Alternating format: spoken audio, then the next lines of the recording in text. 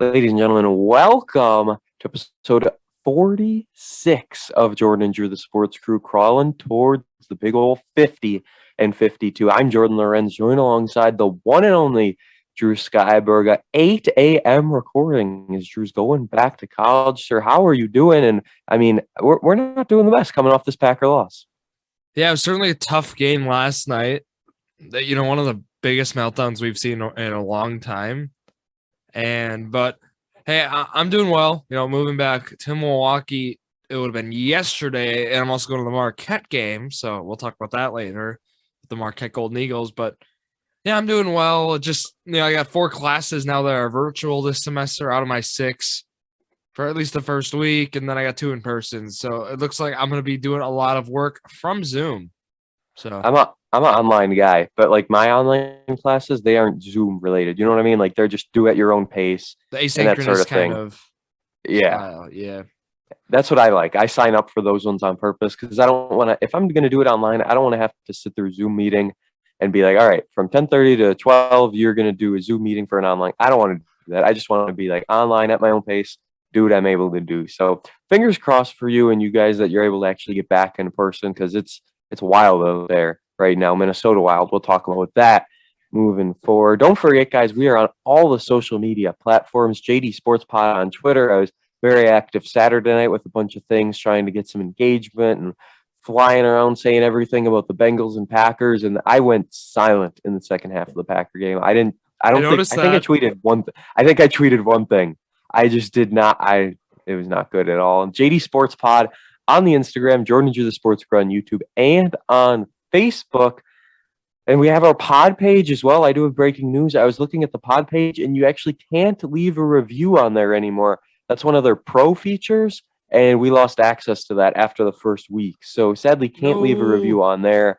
But you can. It doesn't make sense because you can. Our YouTube videos are still up there, and they're updating, and that's a pro feature. But the reviews are not. So I don't really understand. But you can leave a review on Spotify or Apple Podcast or Google Podcast. If you're an Android guy, I'm sure you can leave a review on there. But that is all we got. Shout out of the week. It goes to Francis Ngannou. We are sadly not getting a UFC recap due to the Packer game and UFC 270 being on at the same time. I just wasn't able to do a full recap for you guys. It would have been short and it wouldn't have been the best because the first 2 fights both ended in the first round. This was a terrible undercard on paper. And we got some finishes, which is good. The third fight, I really paid no attention to. It had a UFC debut in there as well. The first and third fights both had UFC debuts, but it was Packer time for the third fight. It was crunch time, and I really couldn't pay attention. It was supposedly a good fight, but I really couldn't see. And then the co-main event, I'll talk about them both real quick, but the shout out to Francis Ngannou, we'll get to that in a second. Co-main event, Brandon Moreno loses the flyweight title to Davison Figueiredo. Davison Figueiredo, the first ever 2-time flyweight champion. And we are going to see, most likely, a pair of fighters face off for the 4th time, for the first time ever in the UFC. The first fight went to a draw. They went to a decision, and it was a tie. Second fight, Brandon Moreno won. He actually won via stoppage. And now this third fight, Davison Figueiredo won. So it's 1-1-1. No doubt in my mind, they run it back one more time. It'll basically be 2.5 years of the flyweight division tied up with only these two guys fighting each other. But hey, they're good fights every single time, so I can't complain. And our shout out once again, Francis Ngannou. He beat Cyril Gane by decision. I was afraid this was going to be a 5-round snooze fest, and it pretty much was. But wow, Francis Ngannou, the baddest man on the planet. Everyone's afraid of his punching power. This man started training with Kamaru Usman and worked on his ground game. And man, this guy is something else. We don't know if he's going to re-sign or not. So the current UFC champ, the UFC heavyweight champ, might not even re-sign with the company. I know he wants to do some boxing stuff against Tyson Fury. So we'll have to see what happens there. But shout out to Francis Ngannou winning this fight and doing all of that with MCL and ACL injuries. Just a complete beast. And he's going to show up in our next category, the stats of the week. It's a stat-heavy episode, not a whole lot for on this day, but we've got stats to go around, including 2 of them on Tom Brady. Kind of interesting. In the wild card last week, starting quarterbacks, career postseason wins for 11 of the starting quarterbacks, 26 wins combined for them. So not bad, right? Not bad at all. Tom Brady himself, 34 career postseason wins by himself, outdoing the 11 others combined. And Tom Brady is older than every other opposing NFC head coach still in the playoffs. Drew, how long is this dude going to play? I don't think he's ever retiring. Yeah, for sure, a couple more years, but there are hundreds of stats that show how old Tom Brady is, and they're always fun to see. And these two are no different. They are not. And the Packers are the first team in NFL history with 13 or fewer giveaways in 3 straight seasons. So that's nice to see. We obviously saw Mercedes Lewis give one away in the postseason, which we'll talk about it when we get there. Timo Meyer sets the Sharks franchise record. This is NHL hockey now. 5 goals in just 2 periods. Oh my goodness. And it was like a 5-1 game. This man had all 5 goals of the team. He was the team in this game. LeBron James, first player ever with 30,000 points, 10,000 rebounds, and 9,000 assists. Kudos to LeBron James there. And 2 UFC stats before we round things off. Kelvin Cater has absorbed more strikes in his last 2 bouts than 93% of all fighters in their entire UFC careers. Let's do this one more time. Kelvin Cater has absorbed 573 significant strikes in his last 2 bouts. That is more than 93% of every fighter who's fought in the octagon since 1993. This man he's so fun to watch, but oh my goodness, you cannot keep up a career at the pace he is going. Francis Ngannou, to round things off, his punch, I'm not a car guy, but this just sounds insane. His punch is equivalent to 93 horsepower, which is more than a smart car, and he holds the unofficial record for the hardest punch ever.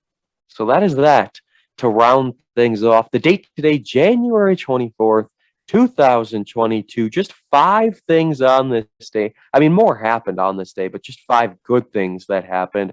On this day in 1947, the NFL adds a 5th official, the back judge, and allows sudden death in playoffs. So, I mean, we're not experts here, but Drew, my question to you is, were the playoffs ending in a tie or something like that they needed to add sudden death? Yeah, I think the sudden death was more of like an overtime kind of thing to introduce.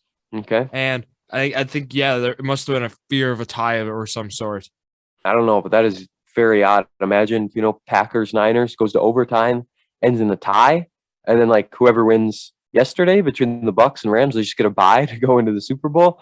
That could be crazy, but thankfully that doesn't happen. 3 years later, on this day in 1950, Jackie Robinson signs the highest contract in Dodgers history, a measly $35,000. So obviously that is bottom tier baseball money, minor leaguers making that right now. On this day in 1964, CBS purchases 1964 and 1965 TV rights for $28.2 million to the NFL. There was just a Xbox deal, I'm pretty sure I saw, which was worth like $80 billion.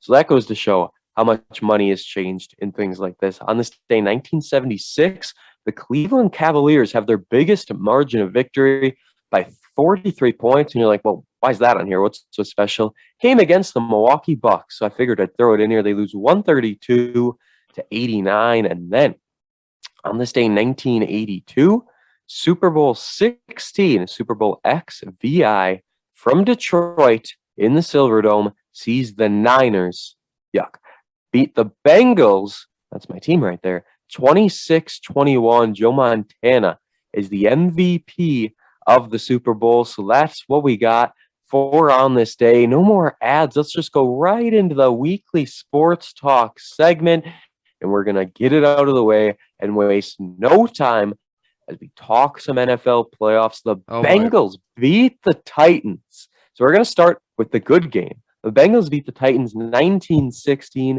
Evan McPherson, 4 field goals in back-to-back playoff games. Ice in his veins. And did you see the quote, Drew, where he, on the sideline, when Joe Burrow set him up for this drive, he went over to Joe Burrow and said, looks like we're going to the AFC Championship game before he went out. Did you see that? I didn't. That's some insane stuff, though. Oh, Wow. this kid, he's a rookie too. So that just is, man, he is so good. I do want to mention Joe Mixon though. Back to back very, very mediocre playoff games. He had a touchdown, 14 carries, 54 yards, but once again, it was the Jamar Chase and T. Higgins show.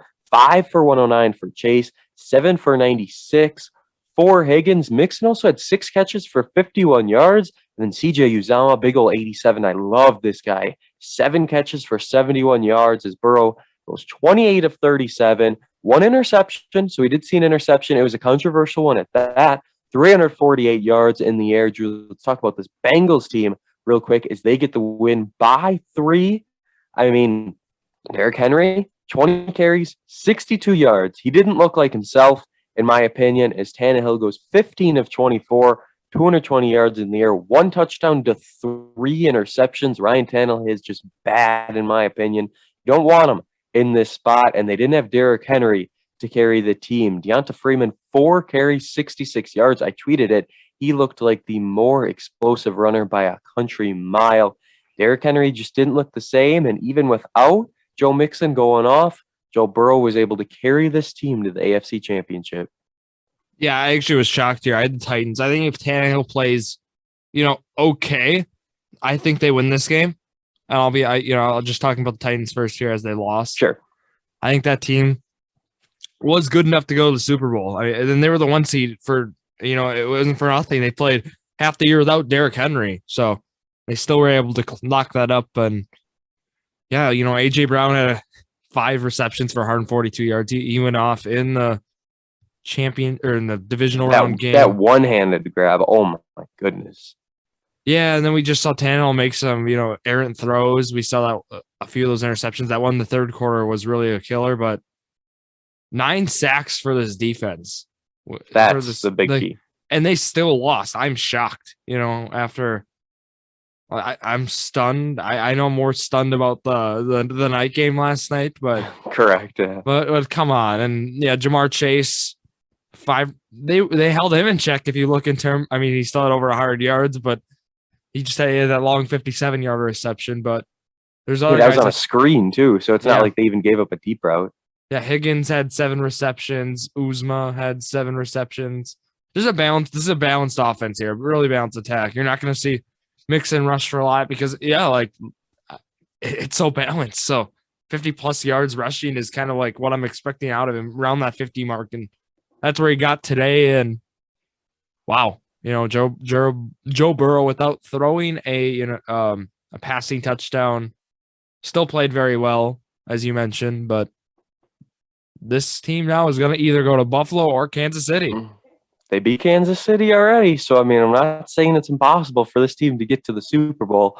Now, obviously, give me a Bengals and Rams Super Bowl. That's what I want right now. We'll have to see if it happens. I guess I could mention my long bet last week where I said the Cowboys were going to win the Super Bowl. I was just, I don't know what I was doing there, honestly. I was going to say Bills, and then last second I changed to Cowboys, but they got bounced last week by the Niners. Who bounced?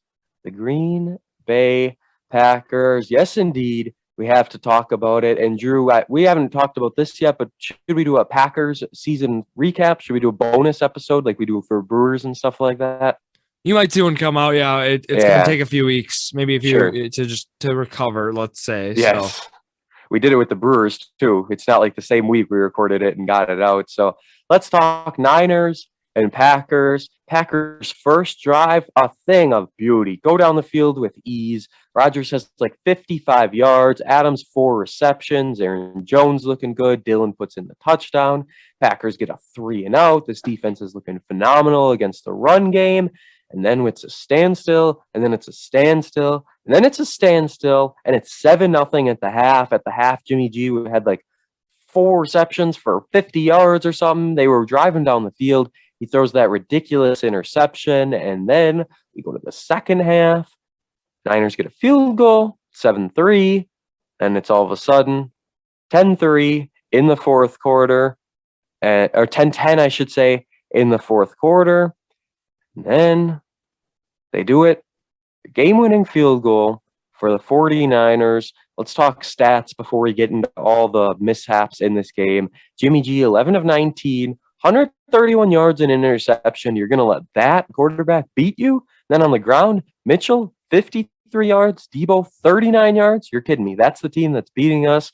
George Kittle, 4 receptions, 63 yards. He had a huge drop in the first half that could have easily been a touchdown, and Debo was held to just 44 yards receiving. Aaron Rodgers, this was kind of like the Christmas game against the Browns, in my opinion. They started off hot, looking good, and then just became stale. 20 of 29, 225 yards. I mean, it's not just the Browns game. We've seen this so much in the season where this team, the offense, either starts out with nothing and then heats up, or is kind of good in the second quarter mostly, and then just dies. And it died here in this game. Jones, 12 carries, 41 yards. The big one, though, 9 receptions for 129 yards from Aaron Jones. I mean, he tried to put the team on his back. He did all he could. The A.J. Dillon injury really hurt things. He finished 7 of 25. Devontae Adams, 9 carries, 90 yards. Mercedes Lewis had a carry for 0 yards with the fumble. And then Allen Lazard, 1 carry for 6 yards. MVS was out. Randall Cobb was back this game. His only target was a terrible throw by Rodgers that could have ended in an interception. I feel like, so this is just me talking right now, I feel like Aaron Rodgers had tunnel vision for Devontae Adams in this game, and he wasn't looking anywhere else. I mean, he tried to scramble at one point, but he got taken down by Bosa. But if it wasn't a check down to Aaron Jones, which all seemed to be on 3rd and long, not getting a first down, it seemed like it was Devontae Adams or bust, in my opinion, and that wasn't a good way to go out. This Packers team loses once again due to special teams. Blocked field goal to end the first half would have made it 10-0 going into the locker room. A blocked punt leads to a touchdown. And then on the last play of the game, 10. Special teams, 10 guys on the field. Are you kidding me? That's how it's such a storybook way for the season to end. I tweeted out. It makes no sense at all. You're only going to have 10 guys out there. And we lose on a last-second field goal due to Robbie Gould. And honestly, I have no words for this loss. There's so many things we could say, but I feel like there's so little we're going to talk about right now. Well, yeah, I'll start some talking points here, Jordan. Wow, what a game, and certainly a game. Looking at how the Packers play, if you just read the stats, this is the beauty of football, because if you read these stats, it looks like the Packers won this game. I'd say by 2 scores. Without looking at touchdowns. Jimmy G played, some of the worst football I've seen out of a winning playoff quarterback in a long time. He's so bad. He's just not good. Unbelievably. I know he's playing through, the shoulder injury and the thumb, but wow, he played horrendous. Some of his completions, of those 11 completions, are him escaping from pressure and just throwing the ball up. He had one where he just literally underhand tossed the ball to Elijah Mitchell. There are certainly those little lob passes he did on the out routes. 3 times they could have been interceptions, and they never were. I don't understand why he's lobbing those. You got to just fire those bad boys in. If this 49ers team had at least an okay quarterback, I talk about kind of like how we talked about Tannehill playing, and Tannehill's a lot better than Jimmy G still. And that's saying something. And that, yeah, you could say that's saying something. But wow, if they had I don't even know who under center, just someone, average.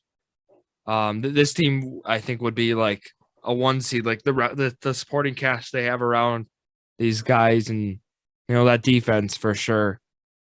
I still think they'd be a whole lot better off starting Trey Lance. I know he's rookie. I know he hasn't done a whole lot, but in the times he's been in, dude's been fire. And look at what Jimmy G does. I mean, the long ball that he's thrown, some of the throws that he made this game, like that one to Kittle right over the middle. Come on, any quarterback in the NFL could make that. Yes. And, I think all the throws he make, any quarterback could really do. And it's just a matter of decision making and stuff. And he doesn't even have that going for him. So that's my whole thing with the 49ers. But wow, the Packers defense does not give up a touchdown the whole game, and they still lose. That was one thing. And then also just 49ers don't score on. They don't have an offensive or defensive touchdown. Yeah, like you said, all special teams. Embarrassing. Touchdown field. And when I saw that punt, I knew. I mean, I just had a bad feeling about it. I was like, how are they going to mess this up? And they did the unthinkable. They did it. watching that guy get burnt. It was the guy in the middle. He got Yep. blew off the ball, and I was like, it didn't even look like he was making an effort. I was shocked to see. And then it took Bajorquez like 2 minutes to get the ball out of his hands. I don't know what he was doing. You're in the back of the end zone. You got to let it go, buddy. Yeah, and it's hard to blame the punter in that situation, but I've never seen a special teams like this in the professional level meltdown. This looked like a high school special teams. Getting a guy beat up in the middle, like to block that punt. I don't know how he was able to bull rush through. Like I've never seen that. Like you got to at least like get low and like kind of like I don't know, actually prevent the guy from getting his hand up. You could even say try. Yeah, it was that bad. I've never seen that in the NFL. That just such a meltdown on the special teams end. But that game though, I'm losing words here because that last drive though with 10-10, Packers got the ball. Aaron Rodgers on 3rd and long goes for the home run ball. I don't know if I agree with that decision there. No. You need the first down. You don't need the touch. And that was certainly an interesting decision that was made. But if that was what he saw open, so be it. But I feel like, going for that first down would have been a better decision there. And I was also shocked then, listening to Matt LaFleur's press conference after the game. He took all accountability on this. Yeah, I don't like that. Which, as a head coach, I think you have to. So I am glad he did it. And I think he realizes, we saw like tears in our eyes, like, and I don't know how much guilty. I'm sure he's feeling a good bit, but this could be the last game of Aaron Rodgers. So I think he certainly feels liable for like causing, let's say, this meltdown over these past 3 years of no Super Bowls because now he realizes like, hey, he might be in for a long ride now because all points are indicating. We listened to Rodgers' post-game thing. He doesn't want to play for a rebuilder, and right now they're projected to be almost $50 million over the cap for next year. Yeah, that's not good. This isn't going to happen. So now they're put in a really tough situation, and that's something we're going to be following this whole offseason. I think that's the most interesting aspect now for the NFL. If you're not going to watch the rest of the playoffs, yeah, I was going to say this is the most uncertainty we've had with the Packer team in a long time. We'll talk about it more in our Packer recap when we get there, unless you have anything else to say about this Packer game. That was terrible. Yeah, I agree. I think in the Packer recap, we can touch on more things. Zadarius Smith and Rashawn Gary, when Smith played and snaps, and then I also want to mention Rashawn Gary in the whole game. Wow, what a player. He's certainly a guy you got to keep. It's our defense, though. They can be like so good for so long, and then when it comes down to where they have to make a play, the only time they've made a play all year was in the Cardinals game with the interception in the red zone. That is the only time they've made a play. With Douglas and Rams. But, the Rams game too. I guess, yeah, we could point to that one. But there's just been so many times where they just blow it late in the game, and our offense is able to rebound and do well. And point to the Niners game, point to the Bengals game and that overtime thriller. But this time we had no offense.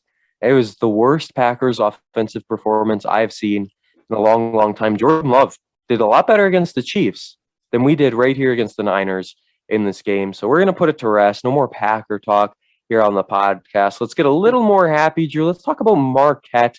You were there yesterday, but the Villanova win, you didn't watch it live, but you watched this whole game, 57-54. The Justin Lewis 3-point dagger. It would have been better if it was at the buzzer, to win the game. But 57-54, as I said. Villanova, we got to point out, 13.5-point favorites. They had a 95% chance to win. 95. And if we were able to bet on teams, I would have put big money on Marquette to win this game just because of that. And Justin Lewis finishes with 21. Who else? Greg Elliott with 14. Darren Morsell with 10. I mean, no one double-digit boards, but who really cares? Tyler Krolik, 6 assists as well. That's his bread and butter. I mean, he shot 1 of 6, but who cares? Team won the game. He's not a shooter. He played 36 minutes, most out of anyone on the team, tied with Darren Morsell. Villanova goes down. They lose by 3. They had Dixon with 15, Moore with 13, and Gillespie with 10. But Drew, the Golden Eagles get the job done at Villanova at the Pavilion for the first time ever. Yeah, the Pavilion, that's certainly a hard place to play. And we know they play at the Wells Fargo Center, downtown Philly, but they have to move. They have to play on campus today at their on-campus arena. They won 29 straight games there, Jordan, before the loss that night. So that was certainly what Vegas liked. They liked, Villanova hosting this Marquette team at home in that Pavilion. But hey, Justin Lewis came to play, and I was certainly shocked with how he shot the ball in the game from the 3-point arc. I think that was certainly the deciding factor of this game. 5 for 8. He took 8 threes. Usually you'd be kicking yourself if you see Lewis attempted 8 threes in a basketball game, because that's just not who he is. And I, watching through that game start to finish, he took a lot of these at the start, and I was like, what is he doing? He's taking these threes. He's making them though, and he ended up, finishing 5 for 8. So certainly a good decision on his end to take those. But we've seen games past of him actually shooting this Marquette team out of games, in the Creighton loss, yes, some earlier losses against Xavier. It was, we've seen that, but hey, he came to play today, and that's what matters. I think Shaka Smart, how he coached this team up and what they would run, Jordan. They would run this 1-2-2 press, some pressure, give them full court pressure, and it worked to perfection against this Villanova team, because with the 30-second shot clock, they were able to turn that into, let's say, a 20-second shot clock. With that 10 seconds, they would give a pressure up court. So that certainly, slowed the game down. And that's what you got to do against Villanova. You got to really slow the game down and just make the most of your possessions, because you don't know how many you're going to get. And that Villanova team is just tough. And they did that, and they came out with the dub, and also wanted them point out a few more things with that. The offensive, production from other guys like Kolek, wasn't really there, but hey, he put up the big assist numbers, which is what we need. Exactly. That's what we need from him. Exactly. Yeah. Greg Elliott scored, I believe, all his 14 points in the second half. That was good to see. Morcell had some big threes, in the start of the game to kind of prevent the Villanova run. And yeah, Villanova went on a run to go up 7-8 with 7 minutes left. And then they had a scoring drought for 5 minutes. So 7 to 2 minutes, they didn't score a basket and single point. So that really helped Marquette take, they took advantage of that. And they were able to Lewis was able to make that game, that go ahead 3, where he kind of lost the ball, just threw it up. Perfect switch. Yeah, it was a terrible possession too. And they just got lucky with where that thing landed. Yeah, exactly. And he had around 30 relatives at the game last night too, because he was from Baltimore, and they made the short drive for the game to see him play, and certainly a good decision. It was worth it. Yeah, well worth it. But while Greg Elliott coming off the bench is still, I think, the X factor in this game. I know Justin Lewis you could point at, but I expect production out of him similar to this. So I think how Elliott's came off the bench and still getting those starter minutes has been big. And then we've seen how we've kind of see it. We see that Iguodaro and Prosper, they kind of flip minutes, and they'll kind of equal a starter role. So in this game, we saw 15 minutes out of Prosper and then 12 out of Iguodaro, which equals that 27-minute mark. So a round of starter minute of play, Then David Joppa, let's talk about him, Jordan.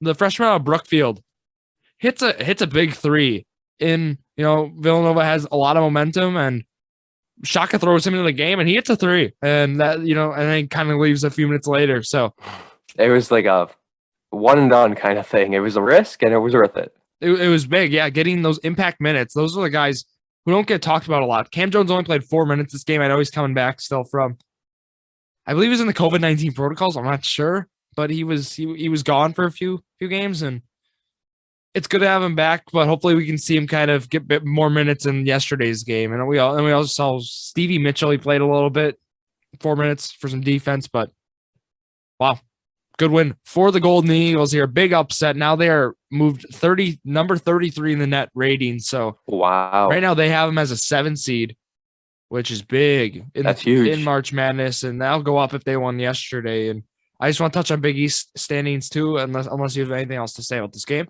No, go for it. Perfect. So, Yeah, Marquette right now they're sitting at a pretty number 4 spot in the Big East. And looking at it, they're 5-3 right now. Providence is 5-1. They haven't played a lot of games. Nova 7-2. Then we have a 3-way tie for third. It was Xavier, Connecticut, and UConn and Creighton, all 4-2. So Marquette's really sitting like a game back kind of thing. Not really. Yeah, but that shows you how insane this conference is and how really it's anyone's to win. And no one expected Marquette to win it. So for them to even just be up there, that's kind of really all that matters in this stage. We hope for another win yesterday. As we said, maybe Drew will be the good luck charm at the Pfizer Forum, get a win over Xavier, as it is now time for our bet of the week. It's a Marquette bet this week. They play Wednesday, January 26th, 7:30 p.m. They're at Seton Hall. And then on Saturday, they're at Providence, 3:30 p.m. Both of these games on Fox Sports 1, both tough tests on the road. Seton Hall is definitely winnable. Providence is as well, but that's a tough Friar team. So now the question is, Marquette, will they win over or under 1.5 games? I knew it would be something like this. Oh, boy. Oh, yeah. It's tough because there's no way they win by 30+ against Providence again. There's no way. No. And is there okay. Over under 1.5. So they're winning them both on the road? They can beat one of those teams on the road. I don't know about both, but I can't just bet against, the Marquette Golden Eagles. That'd be ridiculous. So well, you're going I'll go over. Why not? Go okay. Marquette. I was going to go under because I definitely think they're going to win one. I mean, there's nothing wrong with splitting this week. As long as they come out with one win, then we're all good. And who knows, they could lose to Seton Hall somehow and then beat Providence again. You're right. Yeah. But anything can happen in Big East play. So Drew's going to go over, saying they win them both.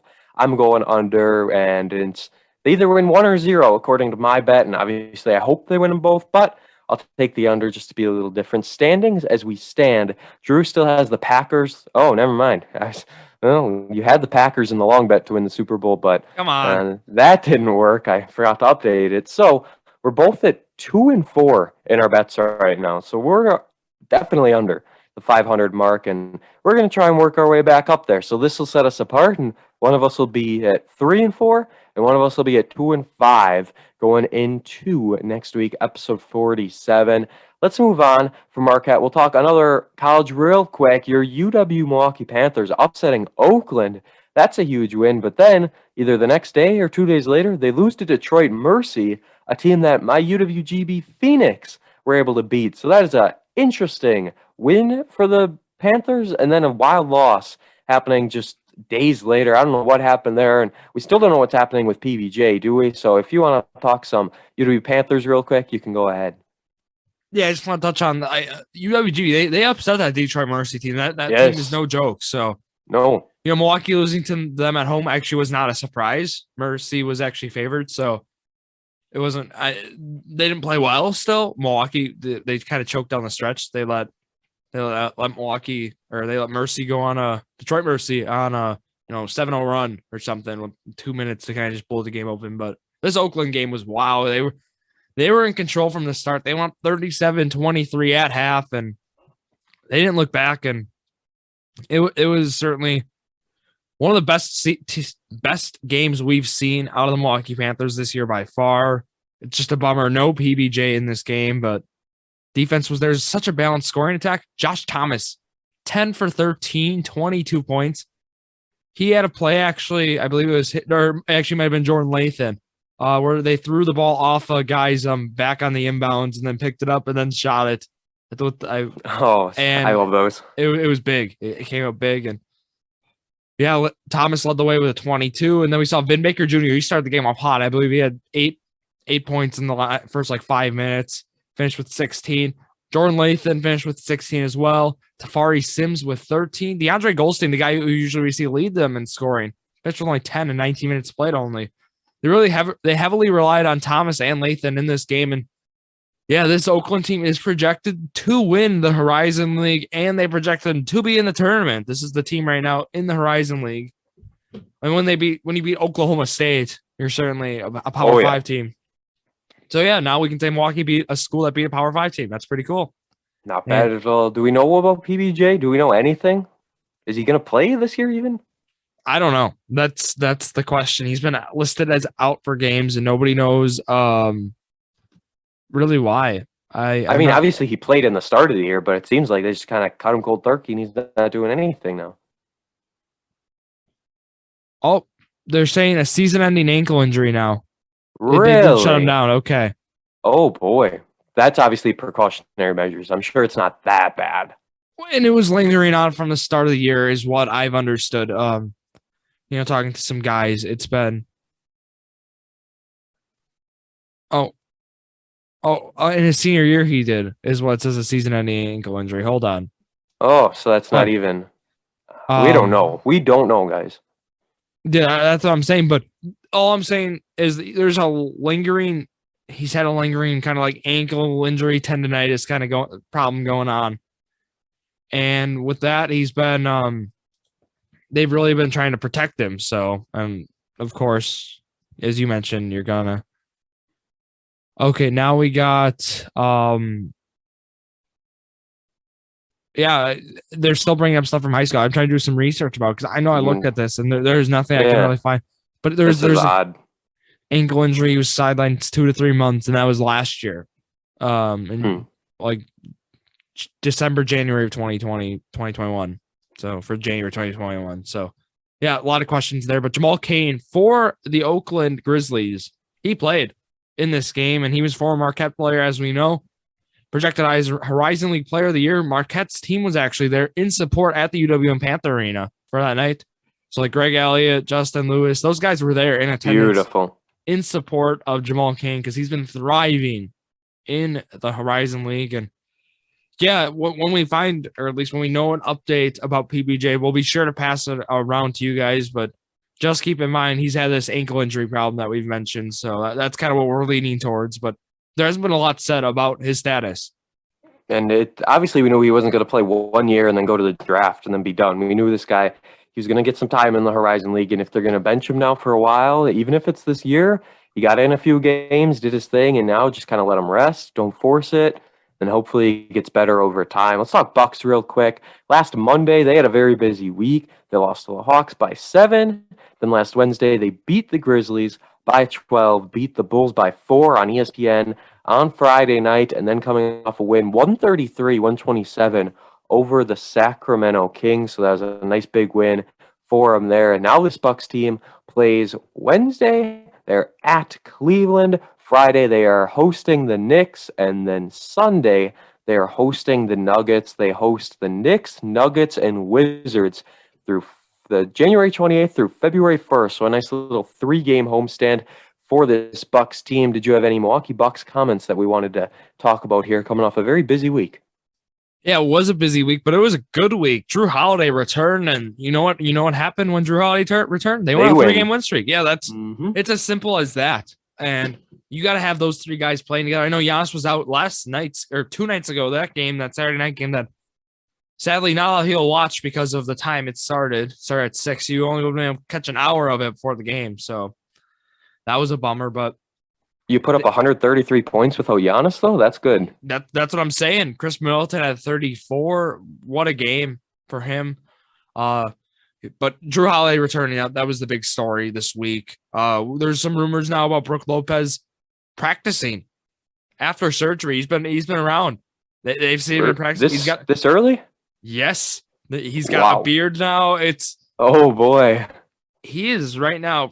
I don't know when we'll see him. I would assume not until March or April, but to hear him even practicing is huge for this Milwaukee Bucks squad. And yeah, and that's just like that big game against the Bulls, that the Eastern Conference right now is up, for grabs. And I know it's early. We're only 49 games into the year, but it is right now anyone's game for that. And just pulling up standings right now, we see the Bucks are at the 4 seed, but they're 1 game back of the 1 seed. So like it's that close. It's up for grabs is how when I say that, like the 1 and the 7 seed. So 1 through 7, they're only separated by 3.5 games. Oh, that's how close we're talking, Jordan. That's good stuff, though. That's exciting. This is what we want. Yeah, I agree. So just the Bulls or the Nets are number 1, Bulls number 2, Heat number 3, then Bucks number 4 is how it works right now. And the Bucks, they have a big week coming up this week. They could certainly make some noise with a few more wins. They kind of just like reclaim the spot, that 1 seed where they want to be. And Giannis is having another MVP year. It's him and Jokic right now as my MVPs right now. And there's some guys making some noise in the background. Of course, Steph Curry, but without Draymond, they've been kind of tough. You think of like LeBron, KD, and then John Morant also steps in there, I think, for the MVP thing with how he's played for that Grizzlies team this year. Stephen A. Smith, he'd rather have John Morant in the playoffs than Giannis. I'm sure you saw that. So that's an interesting little take. But yeah, not that's a good team. Stephen A. Smith. He also he tweeted about Aaron Rodgers Saturday night, and then at the end he put #bad, and I was just like, okay, interesting. Maybe he's calling him a bad man because that's what he says. So. Oh yeah, it definitely was not. So that is that. Now we're going to talk real quick NHL. It's not a hockey talk week, but real quick, this NHL schedule is now picking up because they are going to play through the Olympics. So they were going to stop play for a few weeks due to the Olympics, and everyone was going to go out and do their own thing. But they are now, in order to finish the season on time, because of a lot of COVID cancellations and stuff, this team is playing through the Olympics. So the schedule has indeed picked up from February 5th to the 29th or something. I don't remember the exact dates. And that means teams are going to have to play more games, including the Minnesota Wild playing 40 games in 77 days. I mean, this schedule is getting tough for a team who is without a doubt a contender this year. They're coming off a tough loss to Colorado in a shootout, but then they beat the Blackhawks in back-to-back games. So this schedule is getting interesting, and we'll have to see how the Wild, if they can stay healthy and how they fare moving forward in the rest of the year. The Manitowoc Lincoln Chips, high school basketball. Before we mention the EWC, we have to mention, you want to talk about a bad loss. You want to talk about the Packers loss to the Niners. Well, let's look no further than about a week ago today, Tuesday, January 18th, the Ships lose to Pulaski, one of the worst teams in the FRCC. They're Division II, by the way, just about 1,200 enrollment. They're 4-9 overall in the year, but you know what? They're the worst team in the FRCC, and it's not even close. Like, you talk about your tiers in the EWC with this team here, that team here. Pulaski's the bottom of the FRCC. Pulaski led Lincoln 12-10 at halftime. 12-10. I have no words for a team that puts up a 37-point loss to Pulaski. I have no words. 37? At all. They put up 37 points. They lose 52-37. They lost by 15 to Pulaski? They lost by 15 to Pulaski. And there's so much more I could say about this game, but I'm not going to. Because they beat Preble on Friday. So there you go. Nice little rebound win at Green Bay Preble. Able to get the job done. And I'm not even going to say anything anymore because they play Sheboygan South tomorrow. They host Sheboygan South. As we take a look at the FRCC standings, Sheboygan South, 1-8 in conference action. And, Pulaski's 1-8 as well. Pulaski's only win comes against Lincoln. Sheboygan South, they're 4-10 overall. Drew, do you want to take a guess who Sheboygan South's only conference win comes against? Pulaski, of course. Of course it is. 67-62. They beat Pulaski. So I'm not even going to say that the Ships have a guaranteed win tomorrow because there's nothing guaranteed anymore. Absolutely nothing guaranteed with the Ships team anymore. It is not good. It is not good at all to watch. So let's talk EWC ball. We've got some conference games tomorrow night that we're going to talk about. But first, let's go back to Friday. Conference action resumed. Roncalli only puts up 47. I was very curious to see this as they beat Chilton 47-29. I mean, we've seen Luke Pouts do that in one game. He gets 23 points here, and this is the supporting cast that we worry about. 23 points for Pouts, just 5 points. And you know who the second leading scorers were? Brett Simmer and Reese Stengel. Fisher with 3, Yonda with 3, Whitstack with 4. That's not good for Roncalli. This supporting cast is what it comes down to at the end of the day. Kiel beats New Holstein 74-59. Brilliant beats Falls 75-45. And then Valors beats TR 60-35. Drew, were you a little concerned at all? Because this was like a 2-point game at the half. Valors barely leading TR. Yeah, I'm glad you mentioned that because it was. I saw that and I was very I was questioning what was going on. We have no player data for this game, sadly, but they did fine. 25-point win. That's why you play two halves, Jordan. Yeah, So just look at the second half. Don't look at the first. Not going to look much into it, but yeah, you want to then talk now about upcoming Tuesday games, and then we'll just kind of briefly mention the regular season, the conference standings. I think. Yes, because we don't have a whole lot of stats from those Friday games, which is interesting. No, but we did a 75-minute episode too last week. If you want to go listen to that, so that's gonna be your basketball fix if you want some more high school. Got all girls to start, and then rounds it off with guys. So a whole EWC recap in there. TR's at Brilliant. Obviously, we know Brilliant will win that one. Falls is at Kiel. Kiel will win that one. New Holstein at Roncalli. New Holstein got slobbered at their home court earlier in the year. And then Chilton at Valor. So it seems like the home team this week, Drew, is going to win all the games pretty easily. Yeah, and now we're seeing the second game as a conference come back around, and this is kind of how it was the start. The first 2-3 games were all blowouts, and we got all the good games at the end. So that's how it's going to be again this time around. So yeah, all four of these teams, home teams winning a blowout, all double digits. So nothing exciting there. And then I'm looking, we don't have conference games again until February 4th. And yeah, February 4th is the next full slate of conference games. Obviously, we'll talk about that. When we get there, that'll be next week's episode topic. But taking a look right now, EWC standings and stat leaders to round off our episode before trivia. Brilliant is still up top, 8-0. They're 15-0 overall. Chad Jimmick doing a great job with that team. Roncalli 7-1, just that one loss to Brilliant. 13-2 overall. Kiel 6-2, third in the conference. Valder's fourth at 5-3. It's really the top tier. It's those four. Then you got the bottom tier with the losing records. Chilton 3-5, TR 2-6, New Holstein 1-7, and Falls 0-8. And I don't know if Falls is going to win a conference game. If they do, it's going to come against New Holstein, possibly TR. But while I pull up the stat leaders, is Falls going to win a conference game sitting at 1-14 overall?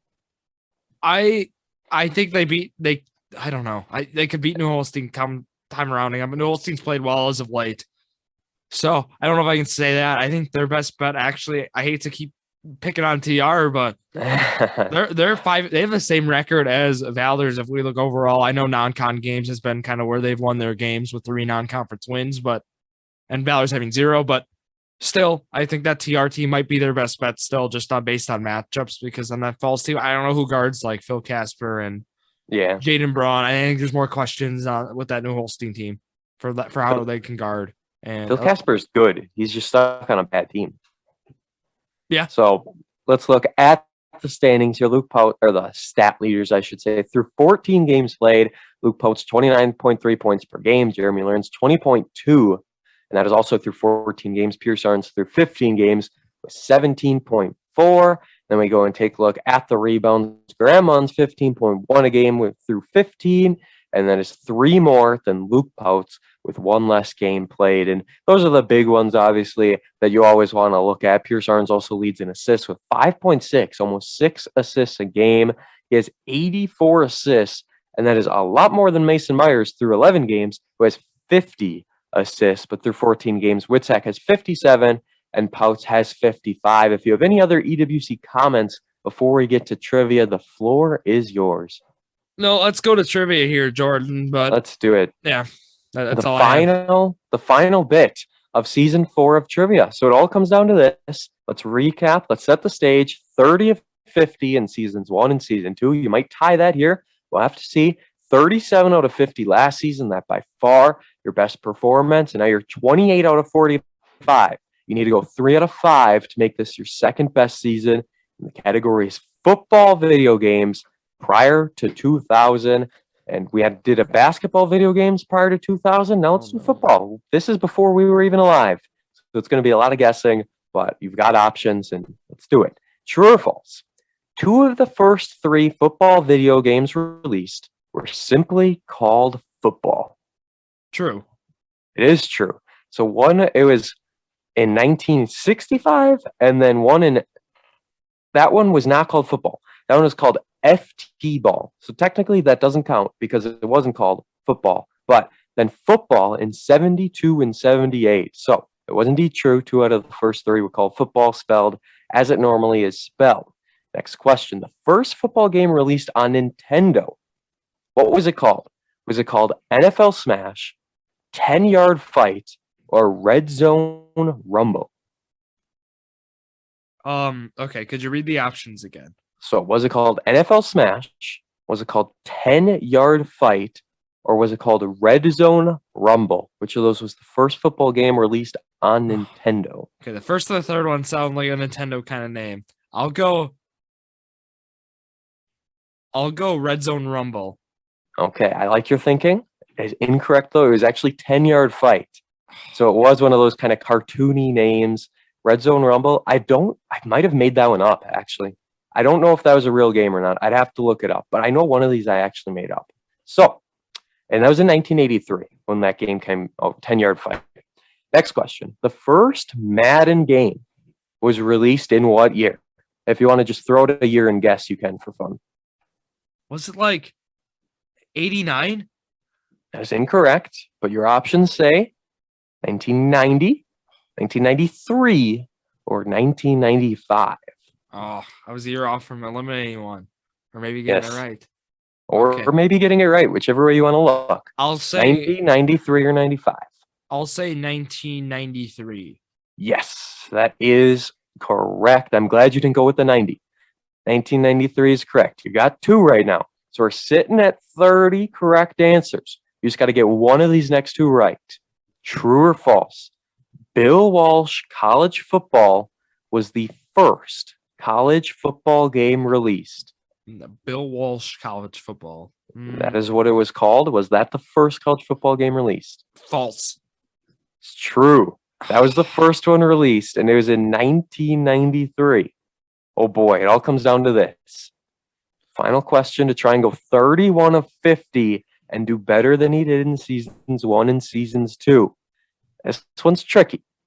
How many football video games were released in 1999? Was it 1 game? Was it 3 games? Or was it 7 games? Okay, I know back then there was a lot of competition. I'll go 7. It was indeed 7. I didn't know if I'd throw you off with the first 2, and then maybe you'd steer away. I put all the titles down. So, Backyard Football, NFL 2K, Madden NFL 2000, NCAA Football 2000, NFL Quarterback Club 2000, NFL Game Day 2000, and NFL Extreme 2. Those were the 7. I don't know how many licensing deals the NFL had for video games. But my goodness, they had a lot. A 31 of 50. Let's go. Season 4 in trivia. Nothing wrong with that. That's the second best season, as we've said. And now, Drew, I have a proposition to make. So next week will be episode 47. So that means we have 47, 48, and 49. Before we get to episode 50, I want to do a big trivia starting in season 50. Obviously, 50 questions for episode 50. We won't do all 50 in the episode, but that'll be season 5 starting there. So my question is to you, should we do a season 4.5 type of thing where it is introduction to hockey trivia for 3 weeks? Let's do it.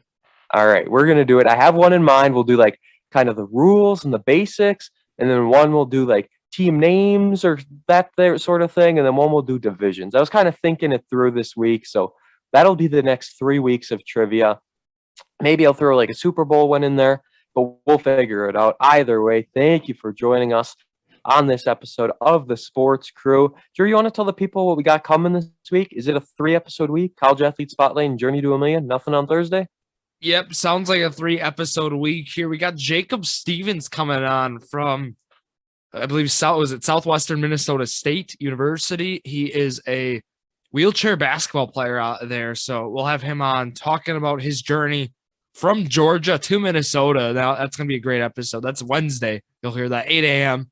And then also, we got Friday. We got the Journey to a Million. It continues to episode 7 already. Wow. So that's what you got coming your way this week. I have not been doing well on the bets lately. Let me just tell you, these things have been left and right falling through. I've been taking dubs left and right. So you do a lot more basketball ones, though. I just stayed at football. I know, but I've been used to. I was going crazy, and it was Southwest Minnesota State University, SMSU. I want to apologize. All right, that's a mouthful. That's where Jacob Stevens is right now. So we'll be talking about that. So that's Wednesday. You'll hear him 2 days from now if you're listening on Monday. And thank you all once again for listening to another edition of Jordan and Drew, the Sports Crew, the perfect podcast for you.